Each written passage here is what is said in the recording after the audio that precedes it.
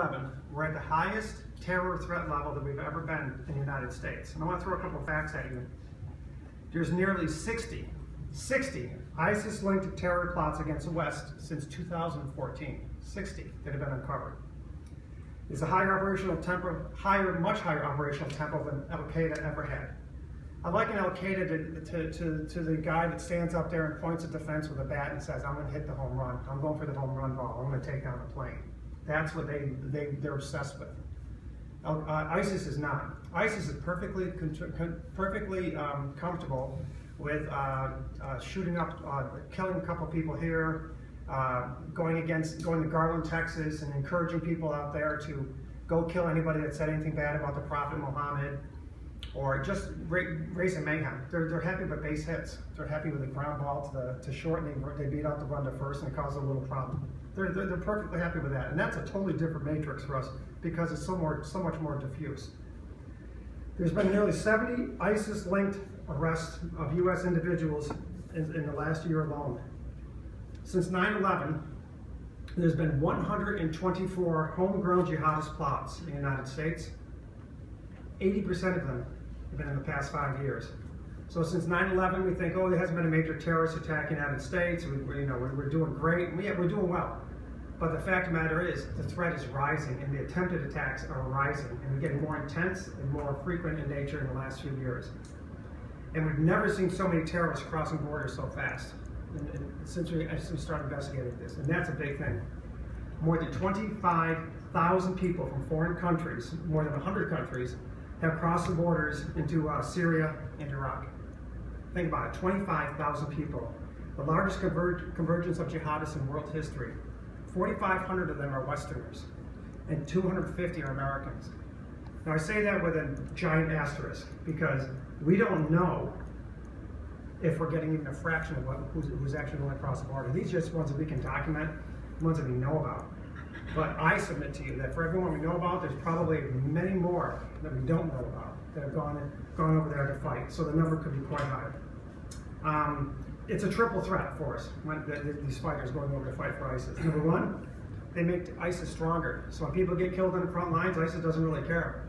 When I was in Baghdad a couple months ago on a congressional delegation, they made it pretty clear to me over there, the commanders, that ISIS is taking these foreign fighters, throwing them on the front line. They don't really give a darn if they make it or not. They don't care if they survive or not. Give them a gun, go create some mayhem, you get killed, don't worry about it. We got more people coming across the border. We'll throw them out there. Not a big deal. And that's what makes ISIS stronger. Okay. Second thing is, if they leave, they can bring their terrorist skills back home, like I said. When they're over there, they're getting radicalized. They're getting, some are getting disillusioned, some are getting disenchanted, but a lot of them are radicalized. They're there for the cause. And when they go back home, for whatever reason, they're ticking time bombs in their home areas. And the third thing about this whole phenomenon is what I talked about, is that even if they don't leave, they can radicalize others online. And the online radicalization of Americans and Europeans, especially Western Europeans, is stunning. It really is. It's an amazing how sophisticated and careful they are in grooming their potential attackers, homegrown attackers. So what's my job in this task force? To figure out and try and track how they are going over there and how they're getting back. And I can just step back for a minute and tell you the typical snapshot. Somebody leaves the United States to go over to try and fight for ISIS. And at the beginning of the struggle, Turkey kind of looked at ISIS and said, they want to take out Assad. That's in Syria. That's a good thing. We hate Assad. He's a jerk. So let him go. So if people want to come and join the ISIS fight, we'll turn a blind eye. They come through Turkey, go across the border from Turkey to Syria, they're in the fight. After a while, when they started seeing that ISIS was killing some of the Turkish individuals, taking them hostage and terrorizing them, they kind of wanted to put the brakes on and tap the brakes. And it's a little too late to put the genie back in the bottle. So there's still a continuous flow of people through Turkey into Syria. That's one of the main primary routes. So the U.S. knows this. So it's pretty easy if someone leaves the United States and has a ticket to go to Ankara or Istanbul, and because they know that if they're going there, they're going to Syria, so they can track them. So it's pretty easy to get lost by simply going over to Western Europe first.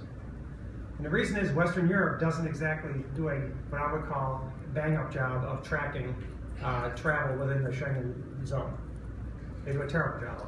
And I shouldn't say terrible, but the travel restrictions are very loose, and they place a premium on privacy, and they don't think that tracking people are their citizens' flight patterns is important enough. I think that's changing because of the terrorist acts over there, but that's a fact. So John Q. Smith in the U.S. travels to Spain or Britain or Germany or whatever, drives across the border unmolested to another country, France, whatever, then gets a ticket and goes over to Turkey. And then we've lost them. The disconnect. We don't know that they're over there unless we have some sort of intel. So that's a real problem. And then, of course, they can come back. So but the task force had a 6-month review of this problem.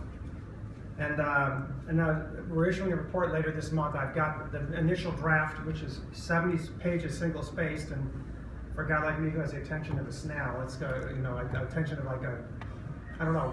It was hard for me to read all that, but we've got it to a point where I think we're going to have a great message with great recommendations. So when it comes out, I encourage you to make sure everyone gets a look at it. But here's some conclusions from it. We're losing the struggle. There's just no question about we failed to stop the majority of the 250 people from the U.S. that went over. Easy. At least 250. We failed to stop the vast majority of them. Well, about only 30 of them were stopped, I would say. Some managed to travel to and from the conflict zone many times, and we were never able to stop them or even detect them. 40 returnees, of the 40 returnees we've identified, several have been arrested and one plotted an attack against a military base. The rest are out there and, like I said, ticking time bombs. We're not prepared for the foreign fighter threat. That's another conclusion of the report. We're just not. The post-9/11 efforts focus on keeping terrorists out of the country. We now have the phenomenon that people leaving the country to go fight and come back, but also having the homegrown phenomenon. Our prevention tools are woefully inadequate, and I can't underscore the word woefully enough. Our prevention tools are not there. Outreach is critical. The majority of the cases where the foreign fighters were stopped involved a community member or family member. Now, I like to consider myself someone who's pretty aggressive and pretty tough. And when you start talking about community outreach, you start sounding like a Bernie Sanders, a liberal Democrat. But the bottom line is, that's something we have to consider. Okay, if you are, the vast majority of these people don't get radicalized overnight. Okay, it's a process. It's a grooming process. So if you see somebody who is a disaffected person, and one day they're kind of moping around, the next day they look different, they're talking different, and they're giving you the warning signs, you got to know what to do to say something. You got to know what to do to intervene, and that's where we find we're kind of woefully inadequate. We got to know how to intervene with those folks. We have these things called joint terrorism task forces all over the United States. In every district where there's a judicial district, there's a joint terrorism task force, and they're charged with stopping the terrorists and investigating terrorist acts. They're not the ones that do the outreach, but someone working in conjunction with them to say basically, okay, this guy is starting to look like he's going bad, you might want to take a look at him, would be a great thing. Or this guy's going bad, but we kind of think we've kind of stopped him, and here's what he has to say for intel purposes.